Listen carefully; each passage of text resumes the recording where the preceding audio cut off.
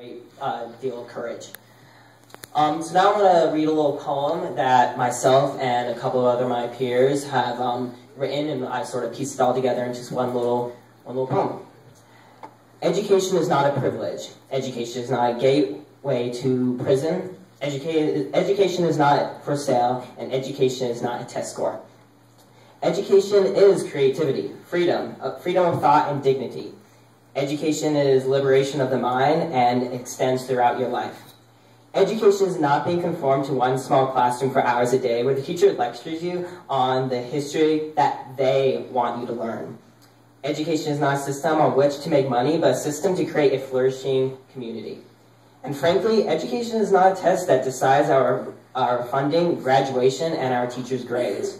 However, education is value and beauty with openness to all kinds of people.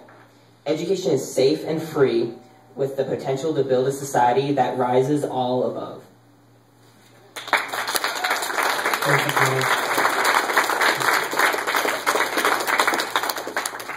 The next speaker is Adelina Silva, followed by David Escobar.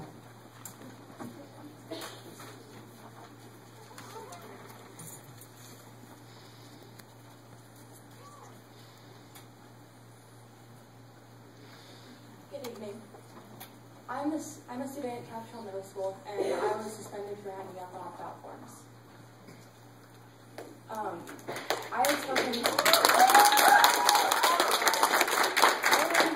talking to my principal, waiting in the office for over an hour and a half, wasting my class time, waiting to talk to someone. I don't know what I had done wrong, and I hadn't done anything wrong, according to Santa Fe Public School Policy 313, which gives me the right to distribute materials on school property. At the end of the day, she ended up coming up to me, telling me, quote, "Haven't we talked about this enough today? You're officially suspended now." Because I would not stop handing them out. The PARCC test, I'm not sure why they would not hand out the opt-out forms if they make it their point to hand out every other form. So I asked her, why don't you just hand out the opt-out form to the parents? She said, well, it's their choice. So I told her, why I am giving them that choice. Their students, their children can show them the opt-out form, and it still is very well their choice. I had ended up talking to some of the parents, and they told me that they had no idea about the opt-out form, as well as many of the students. So I would like to know why they would not hand out the opt-out forms and why I was suspended for that. On top of that, our teachers are on a leash having to sign a confidentiality form not to talk about the PARCC test, as well as they want the students to sign a confidentiality form about it as well. Why do we have to do that? We are not 18, we're still minors. We need our parents' consent. Then, on top of that, what if we're not good at testing? What if we're having a bad day? All this testing, all the grades rely on us and the teachers' jobs, the teachers' grading skills. It doesn't matter on our voice, we're all a number. That's all we are in the system. So I'm here to speak about this so that people actually know what's happening. Our teachers are on a leash. They cannot talk about this, so the students are standing up for everyone about it. Good job for everyone who's protesting, and have a good evening.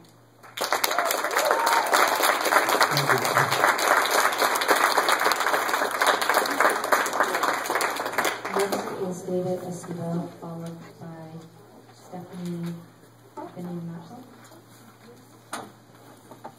Good afternoon to all. My name is David Esquivel, and I'm a first-year school counselor at a school where the river runs dry pretty much all the time. I'm at Cesar Chavez, and so it made my heart sing when I saw some young energies decide to speak up and make their thoughts known about PARCC testing, and decided to make a pilgrimage, if you will, to the north side of town. And I want to reframe this. I don't believe that they're protesters. I believe that they are upholding truth. So So here's the story I wanted to relay. My concern, and kind of to put counseling in an oversimplistic nutshell, is it's really about fear, or it's about empathy or unconditional love. And when we come from either place, we know what the outcomes are. So my concern is that safety and fear were kind of permeating through the process, because the kids that were speaking out were being told many different things, conflicting reports as to what was their right and what was expected of them, what they could do, and what would be the outcomes if they did what they did. So, for example, some students were told from Capitol High School that they were going to be able to go ahead and walk out of class and have their voices be heard. So when some of them realized that they didn't have a ride all the way up north, they had to turn back, and they weren't really as prepared as they wanted to be. They had to turn back, but the doors were locked. So they were kind of told conflicting reports as to, yes, you can, but then no, you cannot come back. Once they got here, they were told, as was just documented by Mr. Carrillo, that kudos to you guys. So they were being sent these mixed messages by us, the adults. And that's what I want to speak now as my concern as a parent. With kids, they get caught in the crossfire of conflicting reports as to what really are the outcomes of not taking these Common Core tests. What are the outcomes? What are the possibilities instead of taking them? What are the alternatives? And I would also like to see if that has been looked into in terms, because Pearson has got some alternative assessment. 30 seconds. Alternative assessment means to gather the same information we're gathering now, but not from less from a place of fear and more from a place of understanding. Thank you. Thank you. The last speaker is Stephanie Benedetto. Yes. Thank you. Good evening, Superintendent, President, and Board. I'm actually here as a very outsider. I do not have children in the public schools. My children did not go to public school here, although they are native New Mexicans. I grew up in New York State. I am used to Regents testing, so that was a statewide test that they gave in mostly high schools to test competency. You could get a Regents diploma if you passed, and if you got over 90, you got a certain kind of, it was a little bit better type of diploma. You didn't need to get that diploma. You could get a diploma from the high school and you would be fine. But it did give a standard that everybody worked to and that you could assess where you were. I think 30 standardized tests a year is way too much. This Regents testing that I'm used to was once a year at the end of the year. And then you knew whether, again, for the whole spectrum of your learning, it was there. I don't know much about PARCC. I've only been reading about it in the paper, so I raised some questions, and that is, are adults actually able to take this test and pass?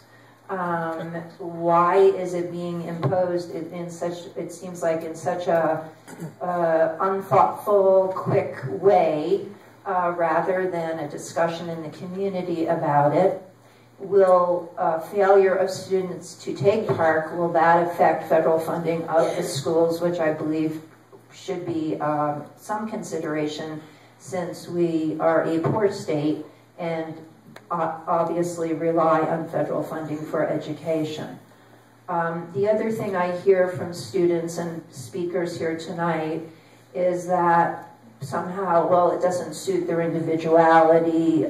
You don't really need English and math to be a nurse. Things like that, which are really startling, actually, because it's really more about, to me, as a lifelong learner, as somebody who has advanced degrees, who would love to be back at school, who would actually like to teach at public school but can't stand taking education classes. I think education is about instilling curiosity and a love of learning for life. And that if you are just so narrow and looking at only what you want to do in terms of your vocation, then you're missing out on a lot of education. And education is about exploring things that you're not familiar with, challenging yourself, and also hopefully having some common core values that we can all share, that we all can relate to, so that when you read a reference to some literary, to a literary reference, you actually know what that means. It has a meaning for you beyond just, your immediate math skills. And one more thing is the technology. I know that there's a big bond to have technology in the schools being computers. I see that children, the students here, seem a little bit hesitant about using computers to take this test. So I'm wondering how that, fits in with this PARCC testing, and whether, again, PARCC testing shouldn't be delayed until there are computers, till students get familiar and comfortable with using computers for tests. Thank you very much. Thank you, sir.